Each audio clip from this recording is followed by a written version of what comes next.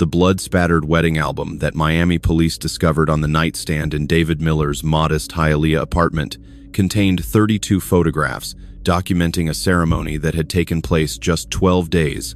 earlier, each image capturing the beaming smile of a bride whose body would later be found alongside her former lover in the trunk of an abandoned car at the edge of the Everglades, both victims of what prosecutors would describe as a calculated execution motivated by wounded masculinity and possessive rage. The album, still open to a page showing bride and groom feeding each other, wedding cake at a reception hall decorated with both American and Haitian flags, provided investigators with their first insight into a tragedy that would expose the dangerous intersection of financial dependency, cultural expectations, and romantic naivety that had transformed a marriage of convenience into a double homicide that shocked both the Haitian American community in Miami and the working-class neighborhood in Jacksonville, where the killer had been raised. Detective Sarah Mitchell of Miami-Dade Homicide Division would later describe the Miller-Laurent case as a perfect storm of emotional manipulation, cultural pressure, and male entitlement that culminated in violence that claimed the lives of Nadege Laurent, a 27-year-old Haitian immigrant who had sought stability through marriage to an older American man, and Jean-Baptiste J.B. Dorval, her 29-year-old childhood friend and former boyfriend, whose rekindled relationship with the bride had triggered the deadly rage of a husband who viewed his wife primarily as a possession whose behavior reflected directly on his manhood and social standing, rather than as an autonomous individual with her own emotional needs and history. Nadege Laurent had arrived in the United States 6 years before her death, one of thousands of Haitian immigrants who had sought opportunity in South Florida following the catastrophic earthquake that had devastated Port-au-Prince in 2010, leaving her family homeless but alive in a country struggling to rebuild from both natural disaster and generations of political instability. Her immigration journey, pieced together through interviews with relatives and documentation recovered during the investigation, revealed a young woman who had worked multiple jobs as a hotel housekeeper while studying English and eventually earning certification as a nursing assistant, sending a significant portion of her modest income back to Haiti each month to support parents and younger siblings who depended on her remittances for basic necessities, including medication for her father's heart condition and educational expenses for 2 teenage brothers whose future prospects in Haiti seemed increasingly limited. The financial pressures that had shaped Nadege's decision to marry David Miller, a 35-year-old contractor whose steady income and legal citizenship offered security that had otherwise seemed unattainable, were documented in text messages recovered from her phone,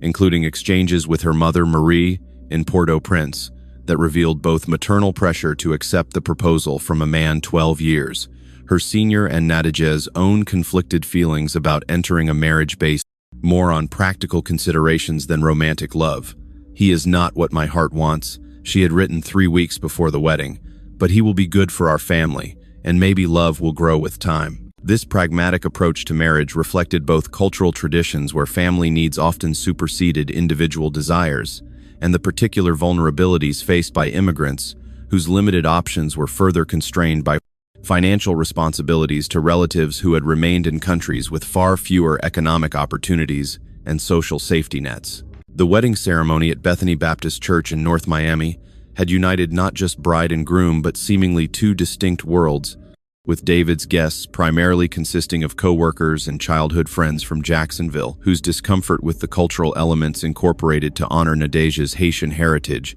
was evident in reception footage later, recovered from a guest's phone, showing awkward participation in traditional Haitian compas dances and visible confusion during portions of the ceremony conducted in Haitian Creole. Pastor William Hayes, who had officiated the ceremony and would later provide key testimony about the couple's brief pre-marriage counseling, described a union that had seemed promising on paper but concerning in practice, noting that he had observed little genuine affection or communication between bride and groom, despite their stated commitment to building a life together that would honor both American and Haitian traditions, while providing stability for Nadege's family members both in Miami and Haiti. The fatal reconnection that ultimately led to 2 deaths began at the wedding reception itself, when Jean-Baptiste Dorval attended as part of a group of Nadege's friends from the tight-knit Haitian community in Little Haiti, where she had first settled upon arriving in Miami. The digital evidence recovered from both victims' phones revealed how their interaction at the reception had immediately rekindled emotions from their previous relationship,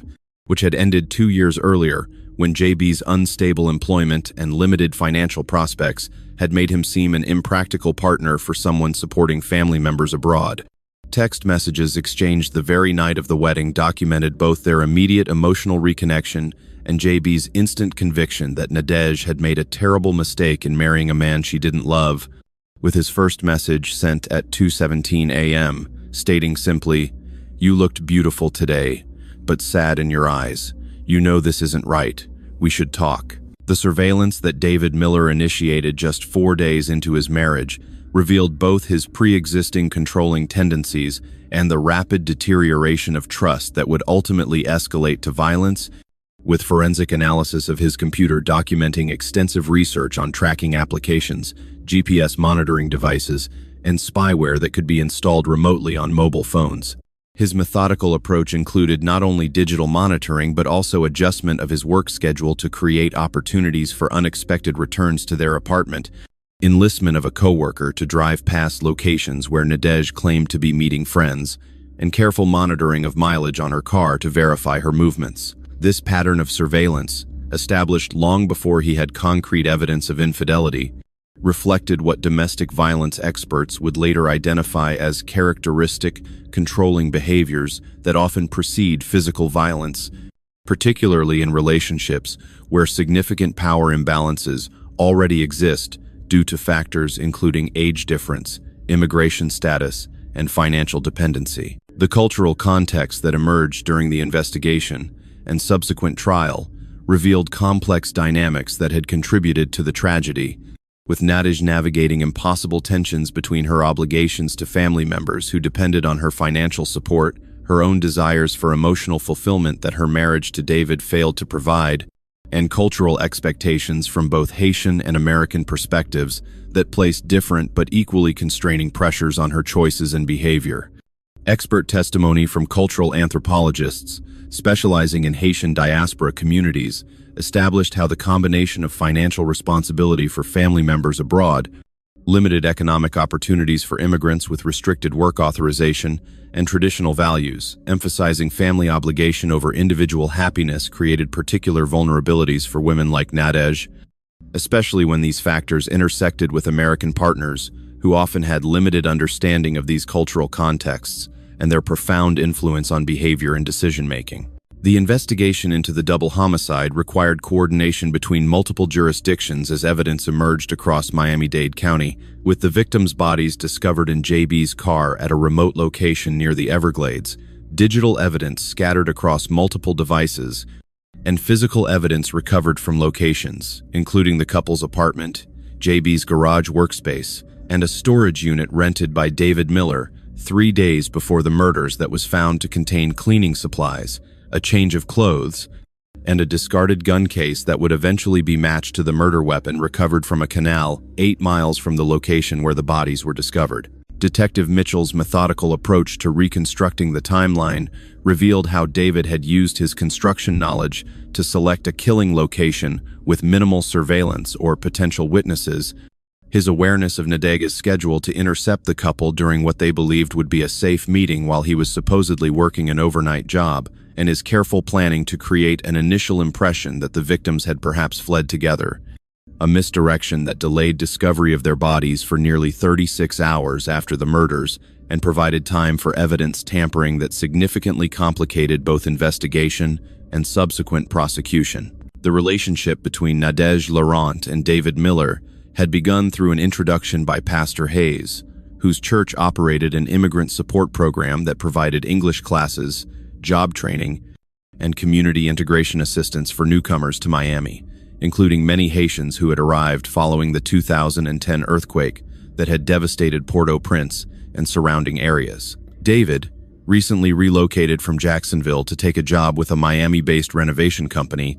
had volunteered with the church's home repair program that assisted elderly and low-income community members with basic maintenance they couldn't afford through commercial services. Their initial meeting occurred when Nadej was interpreting for an elderly Haitian woman whose roof had been damaged during a recent storm,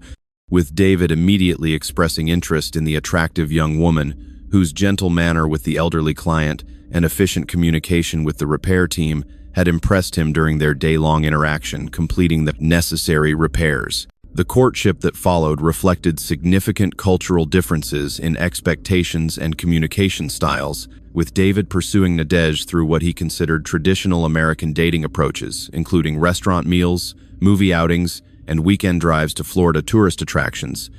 while she navigated the relationship with more community involvement typical of Haitian cultural patterns, introducing him to friends for group activities, incorporating him into family-style meals with other Haitian immigrants. She considered extended family, and involving trusted community elders, including Pastor Hayes, in evaluating his suitability as a potential partner. These different approaches to relationship development created misunderstandings that both parties initially dismissed as minor cultural differences that would resolve with time and better communication, though friends later reported that Nadej had privately expressed concerns about David's apparent discomfort with and occasional impatience regarding the community involvement that was central to her cultural understanding of how relationships should progress and be evaluated. The financial dynamics that shaped their relationship were established early, with David's stable employment in the construction industry and his American citizenship representing significant practical advantages that became increasingly important as Nadej's responsibilities to her family in Haiti grew when her father's heart condition worsened, requiring expensive medication not readily available in Port-au-Prince and creating additional pressure on her already stretched finances. Text messages recovered during the investigation documented how these practical considerations had gradually outweighed her emotional reservations,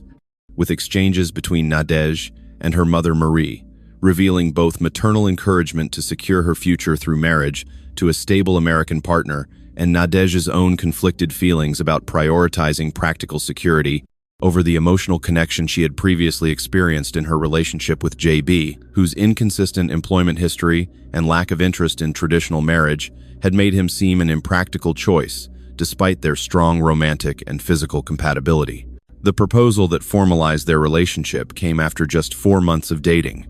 with David presenting both a modest diamond ring and a carefully prepared speech about the stability and security they could build together,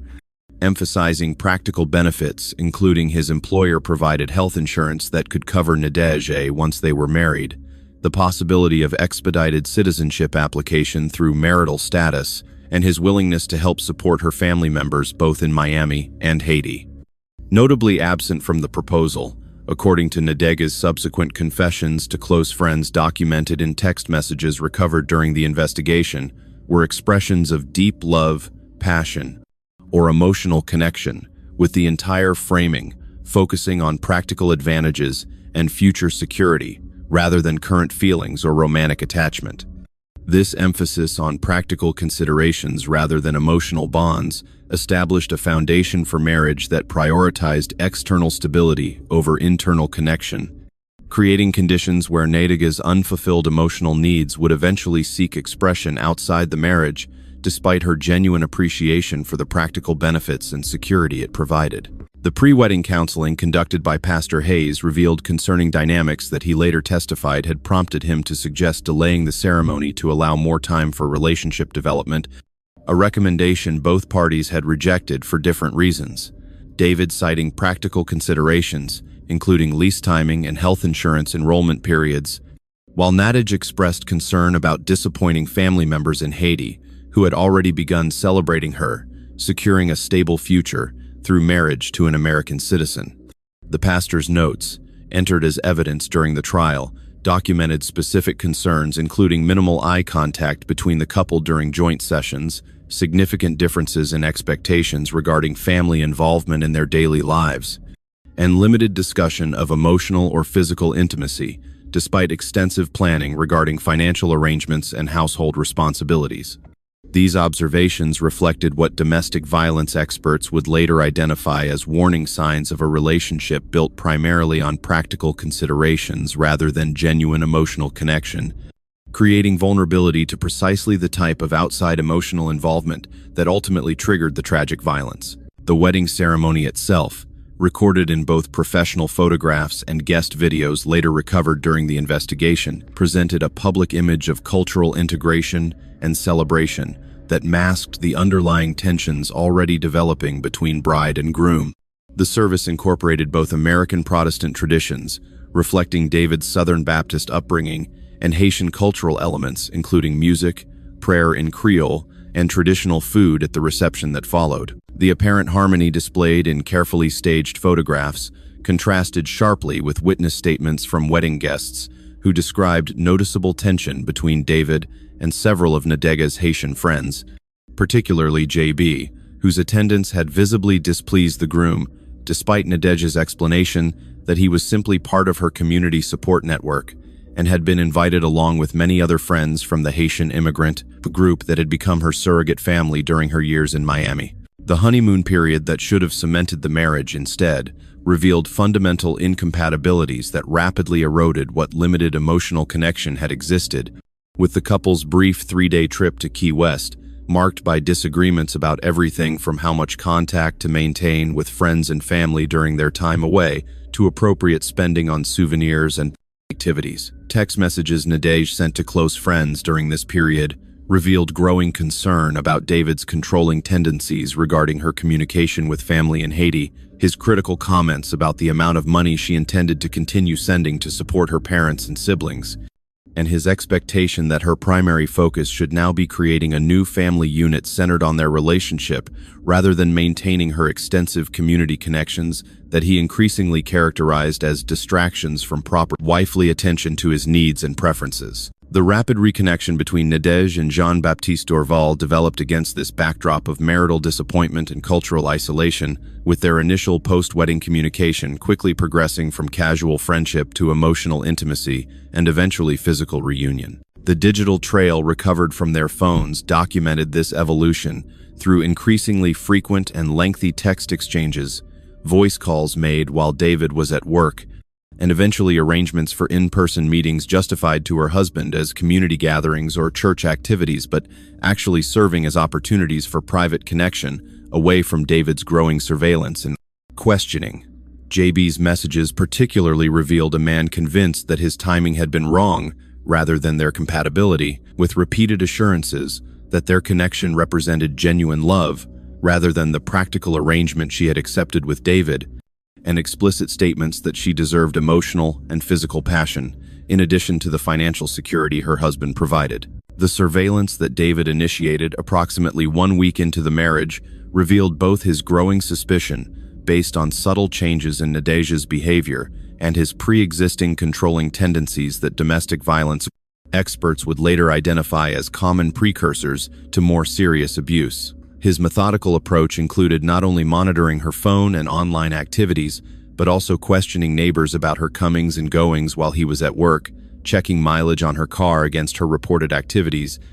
and eventually installing a tracking application on her phone that allowed him to monitor her movements in real time. This escalating pattern of control and monitoring reflected what psychological experts would later testify represented not sudden jealousy but manifestation of underlying possessive attitudes and insecurity that had been present but less visible during courtship, emerging more strongly once he believed the marriage had secured his claim to control Nadeja's behavior and associations, according to his expectations of wifely loyalty and submission. The final days before the murders revealed acceleration in both the relationship between Nadig and JB and David's surveillance activities, creating a volatile situation that none of the participants fully recognized, despite increasing tension and suspicious behavior. Text messages recovered from the victims' phones documented plans for what would be their final meeting, arranged during a period when David had told Nadig he would be working an overnight shift at a renovation site in Coral Gables, providing what they believed would be safe opportunity for extended time together at JB's small apartment near his workplace in North Miami. The digital evidence showed David had discovered these plans through his surveillance of Nadeja's phone, canceling his work commitment without informing his wife, and instead implementing a carefully considered plan to confront the couple. Having already purchased a handgun from a Jacksonville gun show during a weekend visit to his hometown 2 days earlier, a purchase specifically made outside Miami to avoid local records, demonstrating a level of premeditation and planning that would become central to the prosecution's case for first-degree murder charges. Call to action diese erschütternde Geschichte zeigt, wie kulturelle Missverständnisse, finanzielle Abhängigkeit und verletzte Ehre in tödliche Gewalt umschlagen können. Wenn Sie mehr über solche tragischen Fälle von Eifersucht und Kontrolle erfahren möchten, abonnieren Sie unseren Kanal und aktivieren Sie die Benachrichtigungen. Denn hinter scheinbar perfekten Beziehungen verbergen sich oft die gefährlichsten Geheimnisse. The location where the murders occurred provided investigators with crucial insights into David Miller's methodical planning and familiarity with construction sites that would be temporarily vacant during overnight hours. The evidence recovered from the partially completed renovation project in North Miami, where David had previously worked for several days installing new flooring and was therefore familiar with the schedule, security measures, and layout, revealed he had selected the site specifically because it offered both privacy and containment of evidence,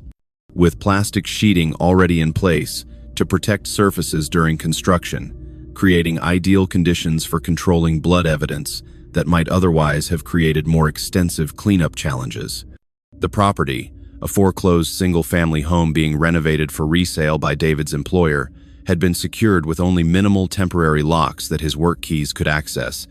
while neighboring properties were either vacant or separated by sufficient distance to prevent casual observation of activities or sounds coming from within the partially completed structure. The digital trail that became central to the prosecution's case included location data from all three individuals' phones on the night of the murders, with Nadej and JB's devices showing their movements converging at his apartment approximately 2 hours before both phones traveled together to the construction site, where David's phone had been stationary for nearly 3 hours before their arrival. This timeline supported the prosecution's reconstruction, suggesting David had lured the couple to the location through a text message sent from Nadej's phone after he had already gained control of the device, a theory substantiated by abrupt changes in writing style and message patterns noted by linguistic analysts who examined the communications. The most telling digital evidence came from fitness tracking data on JB's smartwatch, which recorded a sudden spike in heart rate, followed by erratic movement patterns consistent with physical struggle, before all biometric recording ceased, approximately 27 minutes after arrival at the construction site, providing a precise timeline for when the attack must have occurred. The forensic evidence collected from the murder scene presented investigators with a detailed narrative of the events, with blood spatter analysis indicating that JB had been attacked first, likely upon entering the darkened construction site, expecting to meet Nadej based on the text message sent from her phone. The evidence suggested he had been initially struck with a construction hammer recovered at the scene, bearing both his blood and hair fragments,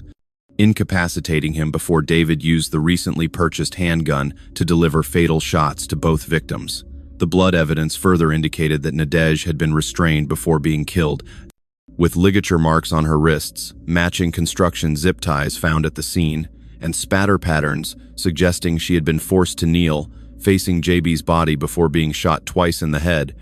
a particularly cruel detail that prosecutors would emphasize when arguing for premeditated murder rather than crime of passion, as it demonstrated calculated psychological torture before the physical violence that ended her life. The aftermath of the murders revealed David's methodical efforts to conceal evidence and establish an alibi, with surveillance footage from multiple locations documenting his activities in the hours following the killings. Cameras captured his vehicle at a 24-hour car wash facility approximately 90 minutes after the estimated time of the murders, where he spent 22 minutes cleaning both exterior and interior surfaces. Additional footage showed him discarding items in dumpsters at 3 separate locations across northern Miami-Dade County, followed by arrival at an all-night diner, where he remained for nearly 3 hours, engaging in casual conversation with staff and other patrons while periodically checking news sites on his phone behavior. Prosecutors would later characterize as deliberately establishing public visibility and apparent normalcy while monitoring for any reports of bodies being discovered. These calculated actions demonstrated a level of composure and planning that directly contradicted defense claims of temporary emotional disturbance, instead supporting the prosecution's portrayal of a methodical killer who had planned the murders in advance and taken specific steps to avoid detection. The transportation of the bodies to the remote Everglades location represented strategic choice, reflecting both knowledge of area, geography, and calculated misdirection, with David selecting an access road frequented by airboat tour operators but typically deserted during overnight hours. His decision to use JB's own vehicle to transport the bodies demonstrated awareness of forensic considerations, avoiding evidence transfer to his own car while creating potential confusion about when and how the victims had arrived at the location where they were ultimately discovered. The site selection particularly reflected knowledge of law enforcement limitations, being positioned at a jurisdictional boundary between Miami-Dade and Broward County Police Departments that typically created delays in evidence processing and investigative coordination,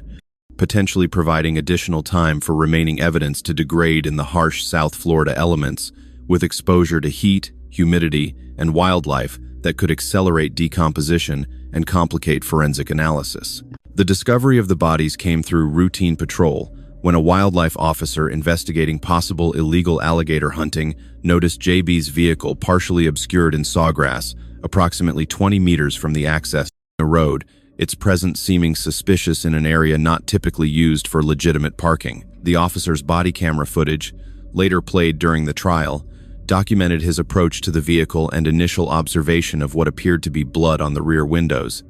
prompting him to call for law enforcement backup rather than investigating alone. The responding Miami-Dade officer's initial evidence processing revealed the vehicle belonged to Jean-Baptiste Dorval, with both victims found in the trunk, their wounds partially cleaned, but with sufficient biological material remaining to establish the construction site as the likely primary crime scene through subsequent DNA matching to trace evidence recovered from that location, despite David's extensive cleaning efforts that had removed most visible blood evidence. The initial investigative confusion that David had anticipated through his strategic placement of the bodies did temporarily delay identification of the construction site as the primary crime scene, with investigators initially focusing on JB's apartment and workplace based on the assumption that his vehicle's location indicated he might have been directly involved in transporting the bodies. This misdirection ended when Detective Mitchell made the crucial connection to David Miller, initially investigating him simply as the husband of one victim and discovering his employment with the construction company renovating several properties in the North Miami area. The breakthrough came through cell phone tower data, showing all three individuals' phones had been simultaneously present at the renovation site during the estimated time of death, leading to search warrant execution that revealed trace blood evidence in areas where plastic sheeting had been recently replaced, with DNA analysis eventually matching these samples to both victims, despite the extensive cleanup efforts that had eliminated most visible evidence. The arrest of David Miller occurred at his workplace 4 days after the murders, with surveillance having been established following discovery of the cell phone evidence placing him at the scene, but before sufficient physical evidence had been processed to support murder charges. The decision to execute the arrest at his workplace, rather than at home, reflected concern about potential flight risk or destruction of additional evidence, as monitoring had revealed his recent cash withdrawals, online searches regarding border crossings into Mexico, and purchase of a new prepaid mobile phone not associated with his regular accounts. The arrest itself, captured on police body cameras, showed David's initial attempt to maintain composure, asking, "What's this about?" in a conversational tone before officers specified they were investigating his wife's death, at which point visible physical changes including dilated pupils, increased respiration, and subtle shifting toward potential escape routes signaled recognition of his situation, though he maintained verbal denial of involvement until formal questioning began at police headquarters. The search of David's apartment following his arrest yielded crucial evidence, including a hidden phone containing communications with a Jacksonville gun show vendor who had sold him the murder weapon, receipts for cleaning supplies purchased the day before the murders, and a journal containing entries that documented his suspicions about Nadejda's activities and his growing anger about her perceived deception and disrespect. Particularly damning was a list titled Options that included bullet points for different approaches to addressing the situation, with the final entry reading simply, "Permanent solution for both construction site, followed by a check mark added in different ink, suggesting the entry had been written before the murders and marked as completed afterward. These materials, combined with the digital evidence from surveillance applications he had installed on Nadezhda's phone that had recorded her communications with JB, provided investigators with comprehensive documentation of both his knowledge of the affair and his methodical planning of the violent response that prosecutors would argue demonstrated clear premeditation rather than impulsive action. The media coverage that immediately followed the murders and subsequent arrest highlighted sensational elements while often oversimplifying the complex cultural, financial, and interpersonal factors that had contributed to the tragedy. Initial reporting frequently emphasized stereotypical narratives about immigration marriages, cultural differences regarding fidelity, and exoticized portrayals of Haitian traditions that community leaders criticized as perpetuating harmful stereotypes rather than addressing the universal elements of domestic violence, controlling behavior, and male entitlement that transcended specific cultural contexts. More thoughtful analysis eventually emerged through long-form journalism that examined the genuine complexities of Nadezhda's situation, including the financial pressures created by transnational family obligations, the power imbalances inherent in relationships involving immigration, dependency, and the cultural isolation experienced by immigrants navigating unfamiliar social systems without adequate support, networks factors that had created vulnerability without in any way justifying or explaining the calculated violence that had ended 2 lives over perceived disrespect and loss of control. The cultural context that emerged during pretrial proceedings revealed how fundamentally different expectations had shaped the behavior of all 3 individuals involved in the tragedy, with expert testimony from cultural anthropologists specializing in Haitian diaspora communities, establishing how Nadezhda had navigated impossible tensions between her obligations to family members who depended on her financial support, traditional values, emphasizing collective needs over individual desires, and personal ambitions that had brought her to America, seeking opportunities unavailable in her earthquake-devastated homeland. This analysis highlighted the particular vulnerabilities created by her position as both financial provider for family in Haiti and immigrant, whose legal status and economic opportunities in America remained precarious and dependent on relationships with citizens like David, creating conditions where practical considerations necessarily influenced relationship decisions in ways that individuals from more privileged backgrounds might find difficult to comprehend or judge without proper cultural and economic context. The prosecutorial strategy developed by State Attorney Gabriela Rodriguez focused on establishing 3 core elements: the methodical premeditation revealed through David's weapon acquisition, surveillance activities, and site preparation, the calculated execution demonstrated by the specific sequence of the attacks and particular cruelty of forcing Nadezhda to witness JB's death before her own, and the extensive evidence concealment efforts that contradicted any claim of temporary emotional disturbance. The prosecution team anticipated and systematically dismantled potential defense arguments related to cultural misunderstanding or provocation, bringing their own cultural experts to establish that, while different traditions might shape relationship expectations and communication patterns, no cultural framework, either David's Southern conservative background or cross-cultural marriage considerations, justified violence as acceptable response to relationship difficulties, regardless of perceived provocation or disrespect. The defense strategy, led by prominent Miami attorney Richard Bennett, developed along 3 parallel arguments, attempting to establish reasonable doubt about physical evidence through challenges to collection procedures and chain of custody documentation, presenting a diminished capacity argument based on acute emotional disturbance triggered by discovery of betrayal so soon after marriage,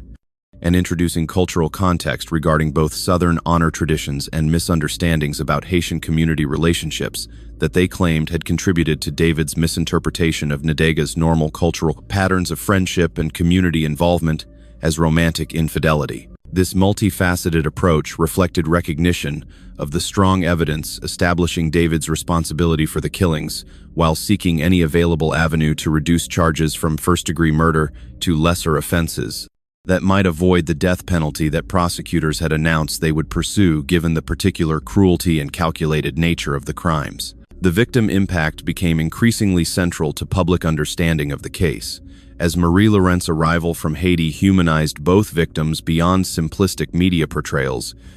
with her press conference statement providing powerful testimony about a daughter caught between cultural obligations and personal desires, whose attempts to fulfill responsibilities to family while seeking personal happiness had placed her in a vulnerable position that was exploited by a husband who viewed her primarily through lens of possession rather than partnership. Marie's dignity in expressing both grief for her daughter and compassion toward JB's family, with whom Nadege had maintained close connections throughout her life in Haiti and America, created space for nuanced public conversation about the cultural contexts that had shaped all participants' choices, while firmly rejecting any suggestion that these contexts explained or mitigated the calculated violence that had ended 2 lives over wounded pride and perceived disrespect. The psychological evaluation of David Miller conducted as part of pretrial proceedings revealed a personality structure organized around rigid control needs, profound insecurity masked by superficial confidence, and deeply internalized beliefs about male authority and entitlement that created particular sensitivity to any perceived challenge to his status or disrespect to his public image. The evaluation documented how these traits had manifested in previous relationships through controlling behaviors, intense jealousy, and explicit expectations of deference that had contributed to the failure of 2 prior long-term relationships with American women who had eventually rejected his increasingly restrictive expectations. This pattern directly countered defense claims of temporary emotional disturbance by establishing the murders as escalation of established behavioral patterns rather than unprecedented departure from normal functioning, showing continuity between prior controlling behaviors and ultimate violence, rather than representing temporary break from otherwise healthy relationship approaches. The jury selection process for the trial involved extensive questioning about cultural attitudes, exposure to media coverage, and potential biases regarding immigration, interracial relationships, and concepts of honor across different cultural traditions. The prosecution and defense teams both utilized cultural consultants to develop voir dire questions designed to identify jurors whose personal beliefs might interfere with impartial evaluation of evidence,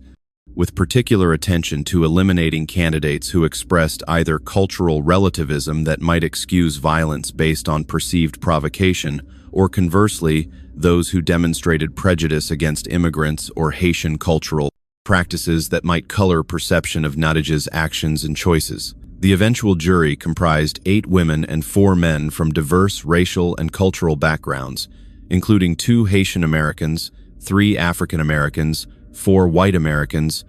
and 3 Hispanic Americans, creating a panel that the judge noted reflected Miami's multicultural community, while bringing diverse perspectives to evaluation of complex evidence involving cultural dimensions requiring nuanced understanding. The testimony of Marie Laurent during preliminary hearings provided crucial context about her daughter's situation, describing financial pressures that had influenced Nadege's marriage decision, including her father's heart condition, requiring expensive medication not reliably available in Haiti, 2 younger siblings whose educational expenses had become her responsibility following the 2010 earthquake's devastation of family resources, and cultural expectations that established daughters working abroad as primary financial support for extended families facing limited economic opportunities in their home country. This testimony helped establish that, while Nadege had entered marriage with genuine intentions of building a life with David, her decision had been shaped by practical considerations and family obligations that created vulnerability to accepting a relationship offering financial security despite limited emotional connection context, that explained but in no way justified or mitigated the calculated violence with which David had responded to. Discovering her renewed relationship with someone who offered emotional fulfillment, his controlling approach to marriage had failed to provide. The forensic testimony regarding digital evidence recovered from all 3 individuals' devices provided some of the most damning evidence against David Miller, with technical experts documenting the extensive surveillance he had conducted, including installation of monitoring software on Nadege's phone just 5 days after their wedding, and use of GPS tracking to monitor her movements, and systematic review of her communications with friends and family, both in Miami and Haiti. Particularly significant was recovery of deleted searches showing his research on topics including how to clean blood from construction materials, Florida self-defense laws for catching cheaters, and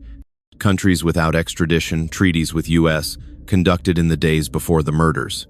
This digital evidence directly undermined defense claims of temporary emotional disturbance by establishing extended preparation and premeditation, spanning multiple days before culminating in calculated violence, followed by equally methodical evidence, concealment, and preparation for potential escape from legal consequences. The testimony of Detective Sarah Mitchell provided the evidentiary foundation for the prosecution's case, methodically walking jurors through the investigation from initial discovery of the bodies through accumulation of physical, digital,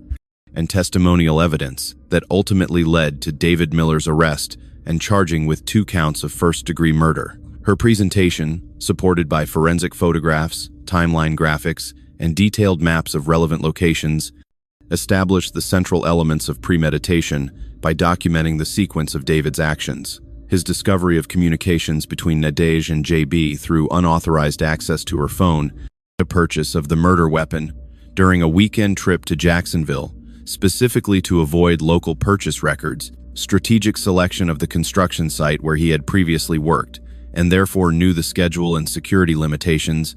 and calculated approach to intercepting the victims at a location he controlled while creating false expectations that led them into his prepared ambush. This comprehensive chronology, presented with professional detachment that enhanced its impact, directly countered defense claims of impulsive action by demonstrating calculated preparation over a period of days,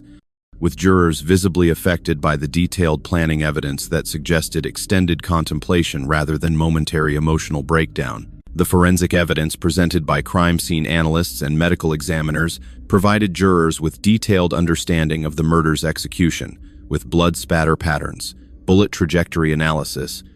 and wound examination, establishing a sequence that supported the prosecution's characterization of calculated cruelty rather than impulsive violence. The evidence documented how JB had been initially incapacitated with blunt force trauma from a construction hammer before being shot twice,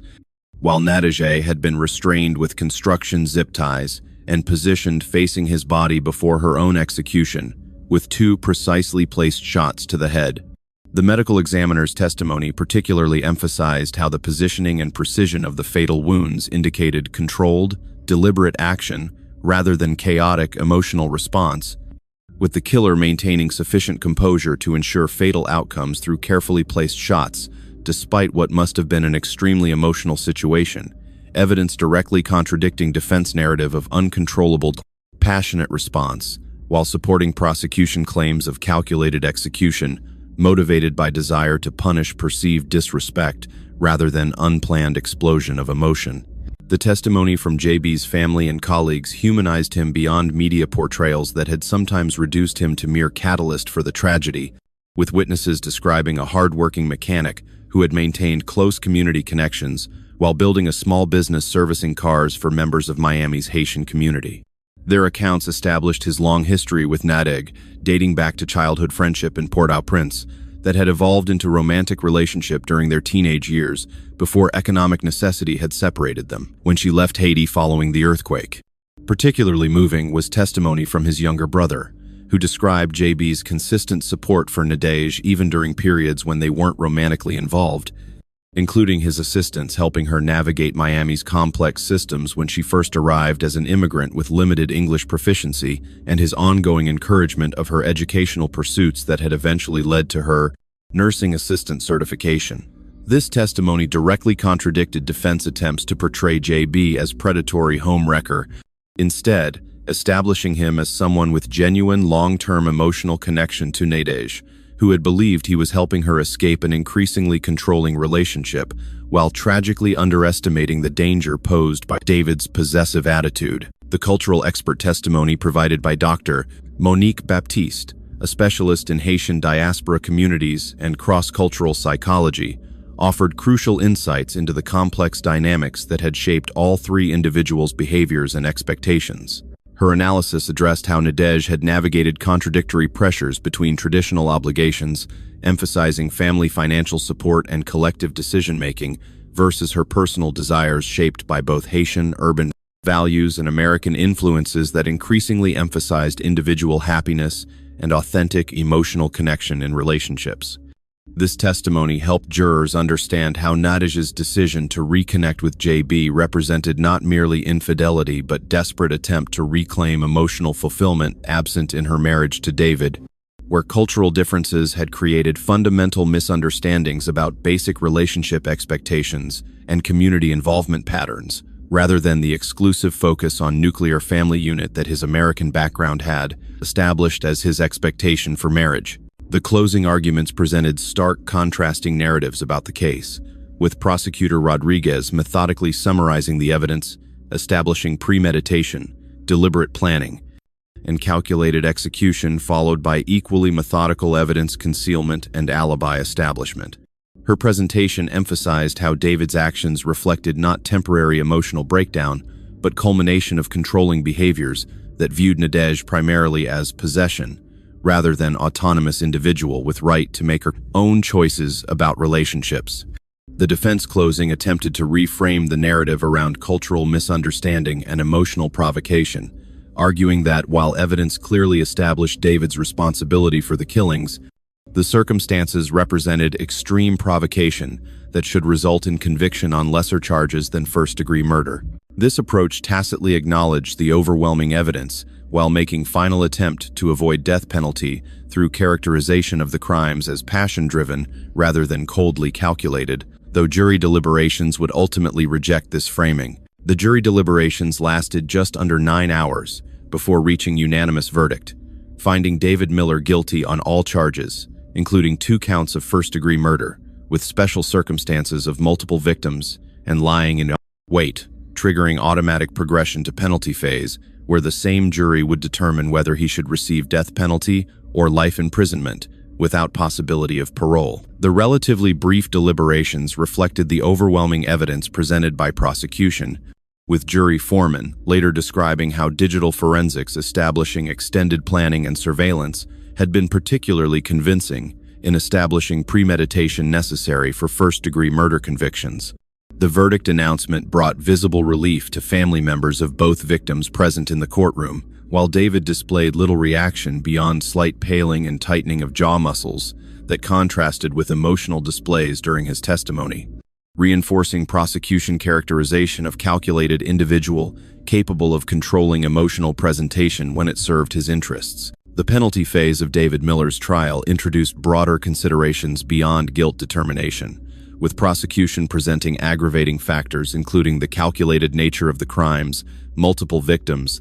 particularly cruel method involving execution-style killing of restrained victims, and complete absence of mitigating factors such as mental illness or diminished capacity that might reduce moral culpability. Victim impact statements provided powerful testimony about the devastating consequences of the murders,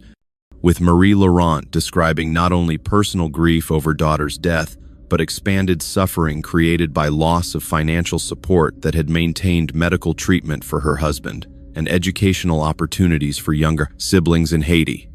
Similar testimony from JB's family described their loss of a son and brother whose mechanical business had been gaining success and providing growing employment opportunities within Miami's Haitian community, while his mentorship of younger immigrants had created positive impacts that continued to reverberate despite his absence. The defense presentation of mitigating factors attempted to humanize David through testimony from childhood friends, former teachers, and church members who described his volunteer activities, professional reliability, and absence of prior violent behavior that might justify punishment less severe than death. This testimony faced effective prosecution cross-examination that established pattern of controlling behaviors in previous relationships that, while not rising to level of criminality, demonstrated consistent tendency toward domination and possessiveness rather than isolated departure from otherwise admirable character. Particularly damaging was testimony from previous girlfriend who described relationship characterized by jealousy, monitoring, and emotional manipulation that had ultimately led her to end their relationship, establishing behavior pattern that directly contradicted defense portrayal of murders as unprecedented aberration rather than escalation of established tendencies. The jury's deliberation regarding appropriate punishment considered both aggravating factors presented by prosecution and mitigating circumstances offered by defense, ultimately returning after 16 hours with unanimous recommendation for life imprisonment without possibility of parole rather than death penalty that prosecutors had sought. This decision, as jurors later explained in post-trial interviews, reflected not sympathy toward David but recognition that permanent incarceration represented sufficient punishment while avoiding lengthy death penalty appeals process that would require victims' families to repeatedly relive their trauma through years of legal proceedings before final resolution. The sentence announcement included judicial commentary, specifically addressing cultural defense attempts, with Judge Ramirez noting that, while cultural background may help us understand behavior, it never excuses or justifies violence regardless of provocation, as fundamental human rights transcend cultural boundaries and must be protected through consistent application of legal standards that honor the sanctity of human life across all communities. 5 years after the murders that claimed Nadège Laurent and Jean-Baptiste Dorval, the case's lasting impact extended through systematic improvements in how communities, institutions, and individuals approached cross-cultural relationships, with education programs, support services, policy reforms, and cultural evolutions combining to create safer environments for vulnerable immigrants navigating complex transitions. The Nadège Laurent Foundation, established by her mother Marie with support from both Haitian community organizations and domestic violence prevention groups, provided critical resources for immigrant women experiencing isolation or controlling relationships, including culturally informed counseling, legal assistance, specifically addressing immigration complexities, emergency housing, and education about recognizing warning signs of dangerous relationship dynamics. This institutional response represented concrete attempt to prevent similar tragedies by addressing specific vulnerabilities that had contributed to Nadège's death, transforming personal loss into community resource that acknowledged cultural complexity while rejecting cultural justifications for control or violence. The international cooperation between women's organizations in the United States and Haiti that emerged following the case established new protocols for supporting women in cross-border relationships, including better pre-departure counseling about legal rights in destination countries, development of transnational support networks connecting women from similar backgrounds across national boundaries, and improved communication between service providers across countries to facilitate safety planning for women considering returning to countries of origin after experiencing problems abroad. These collaborative efforts recognized globalized nature of modern relationship formation and need for protection systems that functioned across national boundaries rather than being confined to single jurisdictions, addressing specific vulnerabilities created when relationships spanned different legal systems, cultural expectations, and geographical distances that could complicate accessing appropriate support during relationship difficulties or dangerous situations requiring immediate intervention. The personal transformation of Marie Laurent, documented through occasional interviews and public advocacy work, revealed remarkable journey from traditional mother who had prioritized financial security in encouraging daughter's marriage to outspoken advocate for centering compatibility and individual well-being in relationship formation, regardless of cultural background. Her willingness to acknowledge her own role in creating circumstances that contributed to tragedy, while channeling grief into prevention work that might protect other families from similar loss, demonstrated profound courage that earned respect across cultural communities and created space for difficult but necessary conversations about evolving relationship practices that maintained cultural connections while recognizing changed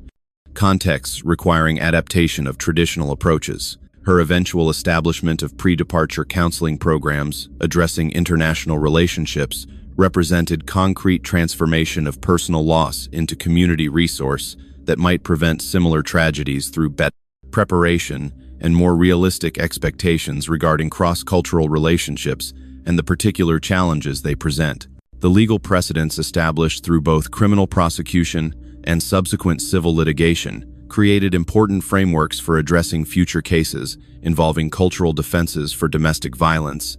with court records documenting judicial reasoning that recognized cultural context as relevant for understanding behavior without accepting culture as excusing criminal conduct.